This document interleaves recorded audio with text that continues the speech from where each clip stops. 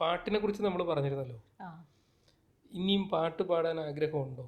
പാട്ട് ഞാൻ ഇപ്പോഴും പാടിക്കൊണ്ടിരിക്കുന്നുണ്ട്. പക്ഷേ ഡെയിലി ഒരു 10-20 പാട്ട് പാടും. ഞാനൊരു സ്റ്റാർ മേക്കർ എന്ന് പറഞ്ഞിട്ടൊരു ആപ്പുണ്ട് നമ്മുടെ. ഓ. ആ സ്റ്റാർ മേക്കർ അതിനകത്ത് ഞാനൊരു 20,000-ന് മേലെ പാട്ട് പാടി പോസ്റ്റ് ചെയ്തിട്ടുണ്ട്. ഉം, ഉം. ഞാൻ സോളോ മാത്രമല്ല, ഇപ്പോൾ വേറെ അവർ പാടിയിടുന്നു. പ്രശാന്ത് പാടുമെന്നുണ്ടെങ്കിൽ പ്രശാന്ത് പാടുന്ന ആ ഡ്യുവറ്റിന് ബാക്കി ഞാൻ പാടുന്നു. അങ്ങനെ കുറേ പാട്ടുകൾ. അപ്പോൾ ഒരു ഏകദേശം 10-20,000 പാട്ട് പാടിയിട്ടുണ്ട്. ഇപ്പോഴും ആപ്പിൽ ഇപ്പോഴും പാടുന്നുണ്ട്? ഇപ്പോഴും ഒരു സമയം കിട്ടുമ്പോൾ ഞാൻ പാടും. ഇപ്പോൾ നമ്മൾ നേരത്തെ ഏത് സമയത്ത് 1 മണിക്ക് 2 മണിക്ക് പോലും ഞാൻ ചാടി എനിക്കിരുന്ന് രാത്രിയൊക്കെ പാടാറുണ്ടെന്ന് വെച്ചാൽ പെട്ടെന്നൊരു പാട്ട് കേൾക്കുമ്പോഴോ ഓർമ്മ വരുമ്പോഴോ അത് പെട്ടെന്ന് പാടി കേൾക്കണം എന്നൊരു ചിന്തയാണ്. ഇപ്പോൾ വളരെ കുറവാണ് പാടുന്നത്.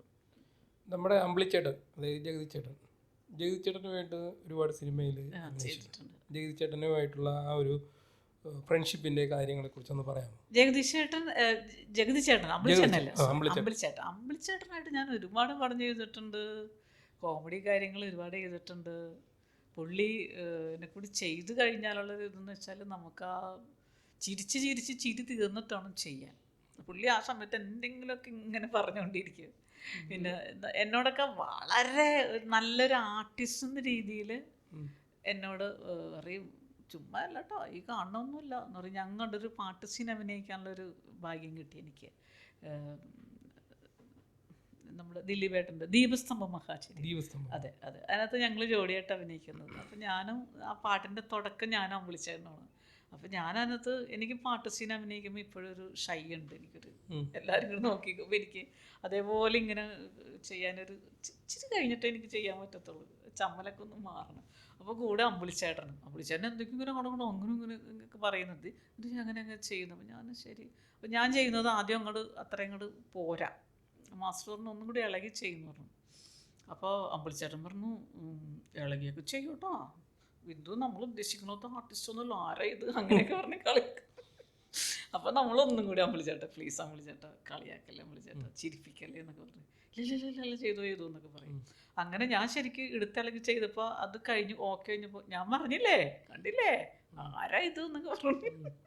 അങ്ങനത്തെ ഒരു അടുപ്പമാണ്. മാത്രമല്ല അമ്പിളിച്ചേട്ടൻ ഞാനും കൂടി ഒരു ഷോർട്ടിലോ സീനിലോ ഉണ്ടെന്നുണ്ടെങ്കിൽ ഒരുപാട് നേരം ഓരോ വിഷയങ്ങൾ നമ്മളോട് സംസാരിച്ചിരിക്കും. എല്ലാ വീട്ടിലെ ഫാമിലി കാര്യങ്ങളും അങ്ങനെ ഒത്തിരി കാര്യങ്ങൾ സംസാരിച്ചിരിക്കാറുണ്ട്. അമ്പിളിച്ചേട്ടൻ്റെ ഈ ഒരു അപകടത്തിന് ശേഷം അമ്പിളിച്ചേട്ടനെ പോയി കണ്ടായിരുന്നു? ഞാൻ കണ്ടു. പോയി കാണാൻ പറ്റിയില്ല, കാരണം അന്ന് വർക്ക് കുറവായിരുന്നല്ലോ എനിക്കൊക്കെ. അപ്പോൾ തിരുവനന്തപുരത്ത് പോയിട്ട് ഞാനങ്ങനെ പോയിട്ടുണ്ടായിരുന്നില്ല. അമ്പിളിച്ചേട്ടൻ അമ്മയുടെ നമ്മുടെ മീറ്റിങ്ങിന് വന്നപ്പോഴാണ് ഞാൻ പോയി കണ്ടത്. അപ്പോഴേക്കും പുള്ളിക്ക് ഏകദേശം ആളെയൊക്കെ തിരിച്ചറിയുന്ന ഒരു രീതിയിലായി. ഇപ്പം ലാസ്റ്റ് കണ്ടത് അമ്പിളിച്ചേട്ടൻ്റെ 75-ാം വാർഷികം ബർത്ത്ഡേ ജന്മദിവസം വിളിച്ചിരുന്നു. അമ്പിളിച്ചേട്ടൻ്റെ കൂടെ അഭിനയിച്ചേക്കുന്ന ഒരുപാട് പേരെ വിളിച്ചിരുന്നു. അമ്പിളിച്ചേട്ടൻ്റെ മകൻ എന്നെയും വിളിച്ചിരുന്നു. ഞാനന്ന് ബുട്ടിക്ക് തുടങ്ങുന്നതിൻ്റെ ഒരു ദിവസം മുമ്പാണ്. എന്നാലും ഞാനത് മിസ് ചെയ്യാതെ തിരുവനന്തപുരത്ത് പോയിട്ട് കണ്ടു. പുള്ളിനൊരു ഇതൊക്കെ എന്താണ് പൊന്നാടയൊക്കെ അണിയിച്ചു, സംസാരിച്ചു, നല്ലോണം ചിരിച്ചു നോക്കിയിട്ട്. എനിക്കത് ഭയങ്കര ഒരു സന്തോഷമാണ്, പുള്ളിക്ക് മനസ്സിലായി. പിന്നെ തീർച്ചയായിട്ടും മനസ്സിലാവും. ആ ചിരി കാണുമ്പോഴേ നമുക്ക് അറിയാലോ, എല്ലാവരെയൊക്കെ മനസ്സിലാകുന്നൊരു സമയമായിട്ടുണ്ട്. സംസാരിക്കാൻ കഴിയുന്നില്ല എന്ന് മാത്രമേ ഉള്ളൂ. അതെ. പിന്നെ നമ്മുടെ കൊമേഡിയൻസ് അന്നത്തെ കാലത്തുള്ള മാളാരവിന്ദൻ ചേട്ടൻ, അതെ, പിന്നെ സലിംകുമാറിന്റെ ഒക്കെ ആദ്യത്തെ ജോഡി നമ്മളാ ആദ്യകാലത്ത്. അത് മമ്മി സെഞ്ചുറിയുടെ ഒരു പടത്തിൽ ഞങ്ങൾ ജോഡിയായിട്ട് അഭിനയിച്ചിട്ടുള്ളത്. അന്ന് ഞാനും സലിംകും കൂടി ഒരുമിച്ചാണ് വണ്ടിയിൽ അവർ വിടുന്നത്. ആദ്യം എന്നെ ആക്കിയിട്ട് വരാപ്പുഴ താമസിക്കുന്ന സമയത്ത് എന്നെ ആക്കിയിട്ട് പുള്ളി പോകും. പുള്ളി അന്ന് പറവൂരാണല്ലോ, പോകും. ഒരു പ്രാവശ്യം പറഞ്ഞു, അങ്ങനെ ബിന്ദു മാത്രം ആദ്യം അങ്ങോട്ട് എത്തണ്ട, ഇത് എന്നെ ആക്കിയിട്ട് പോയാൽ മതി നീ എന്ന് പറഞ്ഞു. ഞാൻ ഓക്കെ പറഞ്ഞു.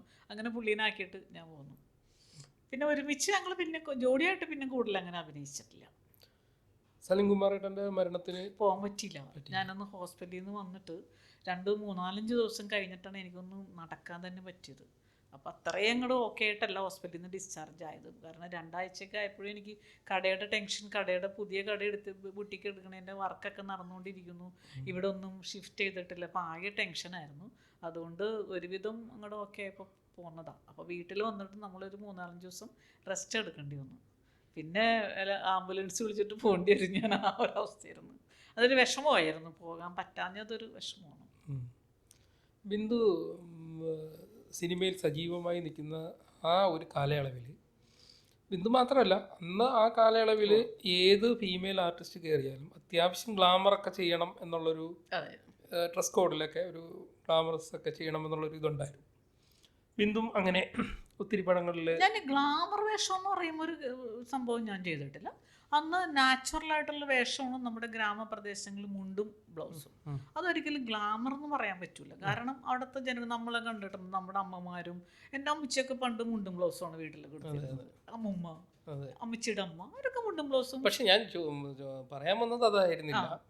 അന്ന് നാട്ടിൻ പുറത്തുള്ള ഒരു വേഷം അന്ന് അഭിനയിച്ചതിന്റെ റീൽസ് കട്ടിങ് ഇന്നും സോഷ്യൽ മീഡിയയിൽ കട്ട് ചെയ്തിട്ട് ഇവര് പബ്ലിഷ് ചെയ്തോണ്ടിരിക്കുക. അത് കാണാറുണ്ടോ? ഇടയ്ക്ക് കാണാറുണ്ട്. എന്താ തോന്നുന്നു? എനിക്ക് അയച്ചു തരും.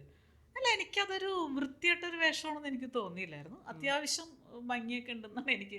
അത് വേറെ ആരാണെങ്കിലും ഞാൻ ഇട്ടപ്പോഴും പലരും എന്നോട് പറയാൻ ബിന്ദുവിന് മുണ്ടും ബ്ലൗസൊക്കെ നല്ല മാച്ചിങ് ആണെന്ന്.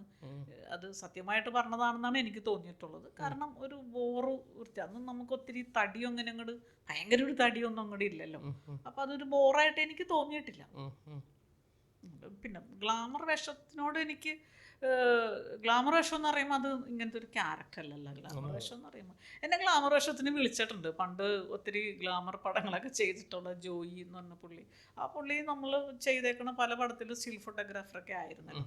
അപ്പം ജോയിച്ചേട്ടൻ വിളിച്ചിട്ടുണ്ട്, ബിന്ദു ഒരു ക്യാരക്ടർ ഉണ്ട്, മെയിൻ ക്യാരക്ടറാണ്, ചെയ്യാവോ എന്ന് ചോദിച്ചു. ഞാൻ പറഞ്ഞു, ചേട്ടാ നമ്മൾ ഫാമിലിയൊക്കെ ഇട്ട് താമസിക്കണല്ലേ, മാത്രമല്ല ഞാൻ ചെന്നൈയിലല്ല താമസിക്കുന്നത്, ഞാൻ എറണാകുളത്താണ് താമസിക്കുന്നത്. എനിക്ക് എൻ്റെ ആൾക്കാർ, ബന്ധുക്കൾ, നമ്മൾ ഇതുവരെയും പുറത്തിറങ്ങിയിട്ട് അയ്യേ എന്ന് പറഞ്ഞുകൊണ്ട് വരിക്കുന്ന ഒരു ക്യാരക്ടർ നമ്മൾ ചെയ്തിട്ടില്ല. എനിക്കത് ബുദ്ധിമുട്ടാണ്. ബിന്ദു അത്രയും പൈസ തരാം, ഇത്രയും പൈസ തരാം, പിന്നെ വേറെ സീനൊന്നും നീ ചെയ്യണ്ടെന്നൊക്കെ പറഞ്ഞു. ഞാൻ പറഞ്ഞില്ല, സോറി ചേട്ടാന്ന് പറഞ്ഞു. അങ്ങനെ വിളിച്ചിട്ടുണ്ട് എന്നെ അത്ര. ഇപ്പോഴത്തെ സിനിമ ടെക്നിക്കൽ സൈഡൊക്കെ ഒരുപാട് അന്നത്തെ കാലത്തേക്കാൾ മാറിയല്ലോ. അതെ. ഇപ്പോൾ ബിന്ദു സിനിമ തിയേറ്ററിൽ പോയി കാണാറുണ്ടോ? ഇപ്പോഴത്തെ കാണാറുണ്ട്, ഇടയ്ക്ക് കാണാറുണ്ട്. നല്ല സിനിമകളൊക്കെ, നല്ല സിനിമകൾ. എന്താണ് അന്നത്തെ കാലത്തെ സിനിമ ഇന്നത്തെ കാലത്തെ സിനിമയും തമ്മിലുള്ള ഒരു വ്യത്യാസം? എനിക്കങ്ങനെ ടെക്നോളജി രീതിയിൽ പറയാനൊന്നും എനിക്കറിയില്ല കേട്ടോ, സത്യത്തിൽ. ഇന്നും അറിയില്ല. കാരണം ഞാൻ ആ ഒരു ഭാഗത്തേക്ക് അധികം അങ്ങനെ ചിന്തിച്ചിട്ടില്ല, ഒന്നുമില്ല.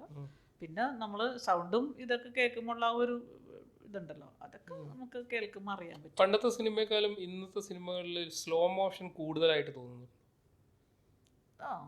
സ്ലോ മോഷൻ ഇന്നാണോ കൂടുതൽ? പണ്ടല്ലേ കുറെ ഇപ്പോഴത്തെ സിനിമകളിലായിരിക്കുമല്ലോ സ്ലോ മോഷനിൽ ഓരോ സീനുകളൊക്കെ.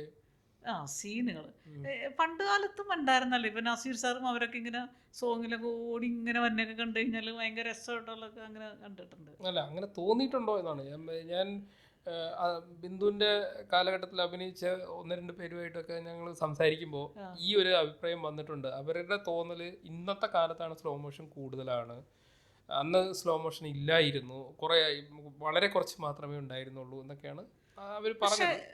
ഇന്ന് ഏത് പടത്തിലാണ് സ്ലോ മോഷൻ? ഞാൻ എല്ലാ പടവും കാണാറില്ല കേട്ടോ. ഞാൻ കണ്ട പടത്തിൽ അങ്ങനെ ഭയങ്കര ഒരു സ്ലോ മോഷൻ ഒന്നും ഞാൻ അങ്ങനെ കണ്ട്.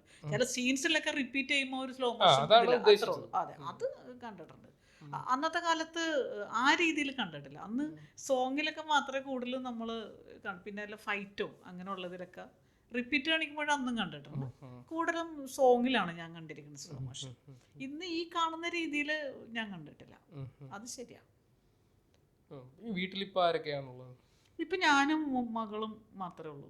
കൊച്ചുമോള്, അമ്മച്ചി ഇപ്പോൾ ആങ്ങളുടെ കൂടെ, മോൾ ഇങ്ങോട്ട് വന്നപ്പോൾ അമ്മച്ചി ആങ്ങളുടെ കൂടെ പോയി. ആങ്ങളുടെ കൂടെ വേറെ ആരും ഇല്ല, അപ്പോൾ അമ്മച്ചി അങ്ങോട്ട് പോയി. പിന്നെ മകളുണ്ട്, വെക്കേഷൻ സമയത്തൊക്കെ കൊച്ചുമോളും ഉണ്ട്.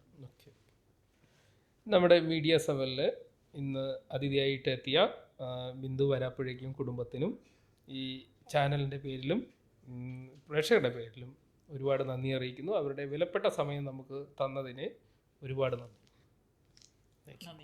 ഞാനും പറയുന്നു, കാരണം ഈ മീഡിയസിലോട്ട് എന്നെയും തുടക്കമാണെന്ന് പറഞ്ഞിരുന്നു അല്ലേ. അതിൻ്റെ ആ തുടക്ക സമയത്ത് തന്നെ എന്നൊരു ഇൻ്റർവ്യൂവിന് വിളിച്ചിരുന്ന ഇതിൻ്റെ പ്രശാന്താണ് എന്നെ വിളിച്ചത്. അപ്പോൾ അതിൻ്റെ ബാക്കിൽ നിൽക്കുന്ന എല്ലാവർക്കും നന്ദി, നമസ്കാരം.